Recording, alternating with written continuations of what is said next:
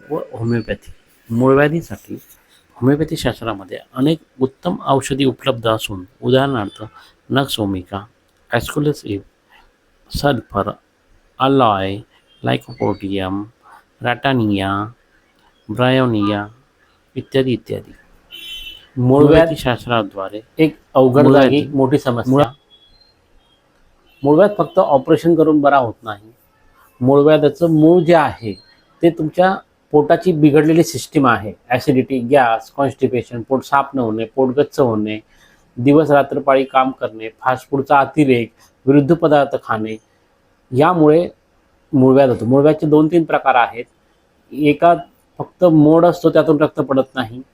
एक एक्सटर्नल मूळव्याध असतो, त्यात बाहेर तुम्हाला मोड लागतो हाताला. इंटरनल मूळव्याधमध्ये मोड आत असतो. एक ब्लिडिंग असतो, त्यातून रक्त पडतं. काही रुग्णांना टॉयलेटला लागून रक्त येतं, काहींना थेंब गळतं, काहींना रक्त धार लागते. त्यानंतर फिशर असतं. फिशर म्हणजे टॉयलेटच्या जागेला पडलेली चीर किंवा जखम. बऱ्याच रुग्णांना फिशर हा क्रॉनिक असतो, जुना असतो आणि महिला किंवा पुरुष हा आजार लपवतात आणि तो अंगावर काढतात. फिशर. त्यानंतर दुसरा एक आजार असतो एक्सटर्नल पाईल्स, प्रोट्रुडिंग पाईल्स. काही लोकांचे पाईल्स जे असतात द्राक्षाच्या आकाराचे बाहेर मोड आलेले असतात, गुच्छ असतात. काहींना एक असतो पाईल्स, काहींना 2 असतात. त्यानंतर तिसरा एक प्रकार असतो, त्यामध्ये संडासची जागेची चुंबळची जागा बाहेर येते, प्रोलॅप्स होतं. अशा रुग्णांना खूप त्रास होतो. त्यानंतर पाईल्समधला एक वेगळा प्रकार त्याला फिशुला म्हणतात, मराठीत त्याला भगंदर म्हणतात. म्हणजे टॉयलेटच्या जागेच्या बाजूला एक छोटं होल येतं, त्यातून तुमचं रक्त पू बाहेर येतं आणि ती त्या ठिकाणी फोडी येते, ती फुटते.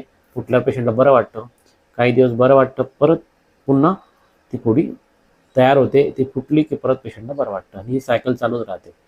हे जे वेगवेगळे प्रकार आहेत पाईल्सचे, ते तुम्ही रुग्णांनी गावठी औषध घेऊ नये, कारण की त्याचा हेतू चांगला असतो औषध देण्याचा, परंतु त्याला माहीत नसतं की याला कुठल्या प्रकारचं पाईल्स आहे. पाईल्स एक्सटर्नल आहे, इंटरनल आहे, ड्राय पाईल्स आहे, प्रोट्रुडिंग पाईल्स आहे. तर पाईल्समध्ये ब्लिडिंग होतं आहे, नॉन ब्लिडिंग पाईल्स आहेत. त्यानंतर फिशर आहेत. बऱ्याच रुग्णांना फिशर असतं आणि ते मूळव्याधचं औषध घेत राहतात. फिशरमध्ये कापल्यासारख्या वेदना होतात, जखमसारख्या वेदना होतात, ठसठस होते, भयंकर आग होते, टॉयलेट करून आल्या त्यानंतर बऱ्याच वेळा आग राहते. तर हे बऱ्याच वेळा फिशरमध्ये आढळून येतं.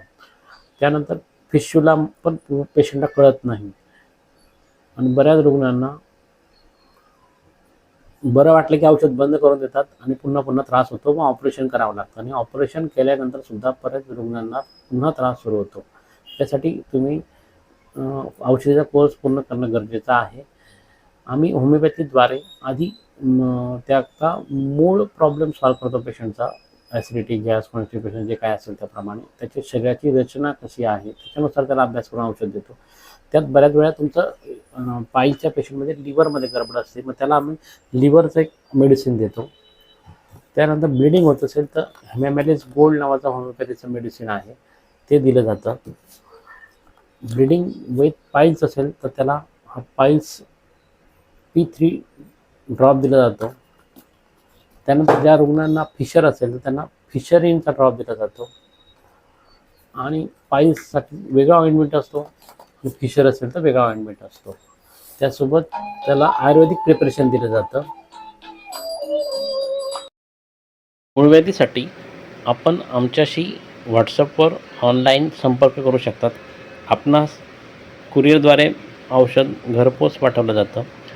आपण ऑनलाईन कन्सल्टिंग करून औषधोपचार सुरू करू शकतात किंवा तुम्ही प्रत्यक्ष आमच्या क्लिनिकला भेट देऊन उपचार करू शकतात. अंगावर आजार काढू नका, आजच उपचार सुरू करा. ऑपरेशन करूनसुद्धा पुन्हा पुन्हा मूळव्याध होत राहतो, कारण की ऑपरेशन फक्त मूळव्याधीचं केलं जातं. मूळव्याध का झालं त्याचं ऑपरेशन केलं जात नाही.